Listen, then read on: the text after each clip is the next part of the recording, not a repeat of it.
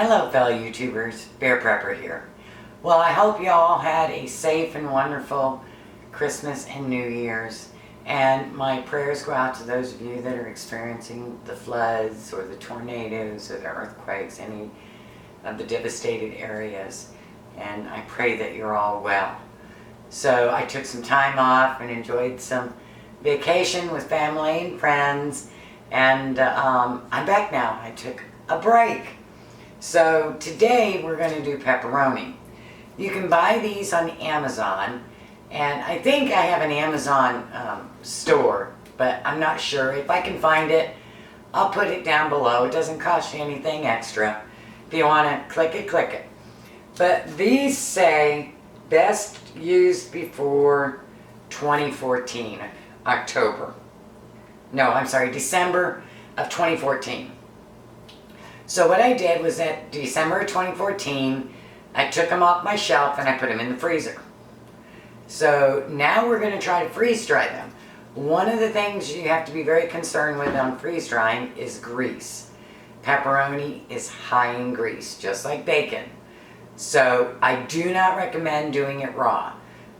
You will find once you've frozen it that the grease seeps out, or been on your shelf for a couple of years, the grease will seep out to the outside of the casing, which is really good. It helps. But make sure you smell it before you put it in your freezer to make sure that you haven't already made it go rancid.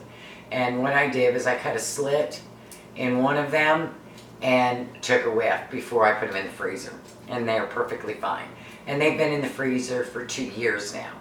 So I'm going to slice them up. Now, before you slice pepperoni, if you're going to cook it for prepping for a freeze dryer, you want to take the casing off. If you don't take the casing off, let me show you what it does. Before you slice this, you want to go ahead and take the casing off.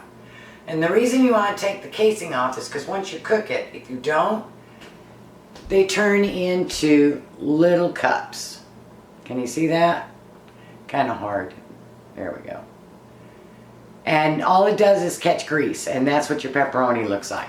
So you want to take the casing off before you cook it. And then you're going to go ahead and slice it up. I have my 30-year-old slicer here. It's an old rival, I think it is, because everyone always asks me. Yeah, it's an old rival, and it's called a delicatessen. I'm not sure if they still make it. But I've never sharpened the blade or anything, and it could probably do with being sharpened. But I slice them up to about 1/8 of an inch, not any bigger, and then put them in the oven at 325 for no more than 5 minutes. And you will see this is 2 of them cooked. Now let's see how much we got in here. I've got a 1/4 cup measure, and this is the grease that I poured off, and that's not including the grease that's still in. So almost 1/4 of a cup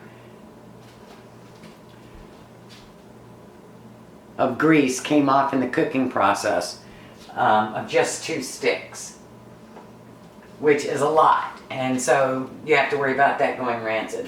So then you slice it up, and I love these trays. Really, really love them. And I just lined them up on it and cooked them 3 or 4 minutes. I think one tray I did for 5 minutes because it was on top of the other tray. So just watch for it, and what you're going to see is, let's go take you on over to what I've already cooked. So as you can see, I've already had the freeze dryer going this morning.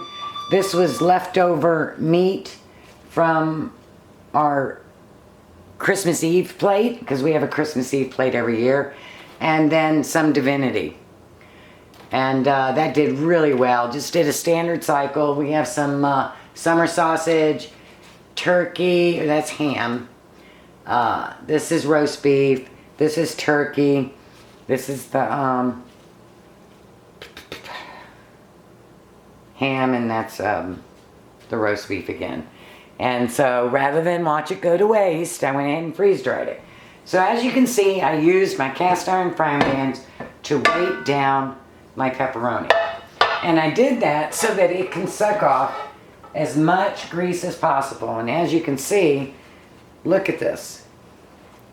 Look at all that grease it got off.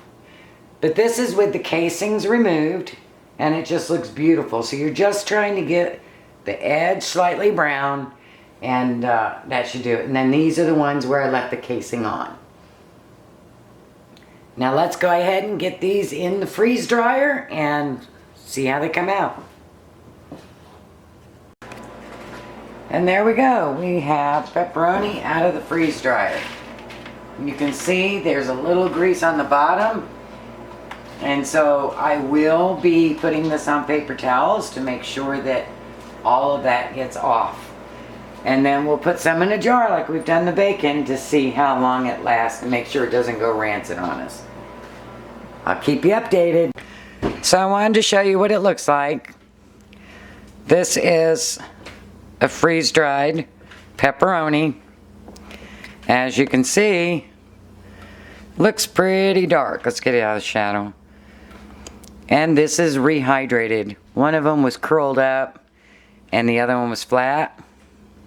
As you can see, it's very soft. And I'm going to put it on a paper towel.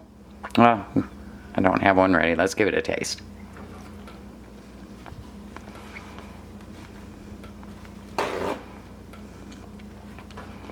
Not bad.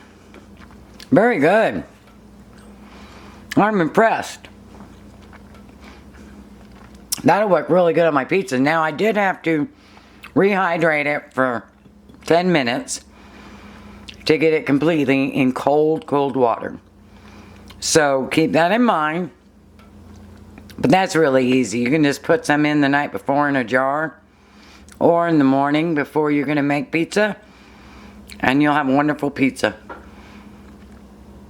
Blessings.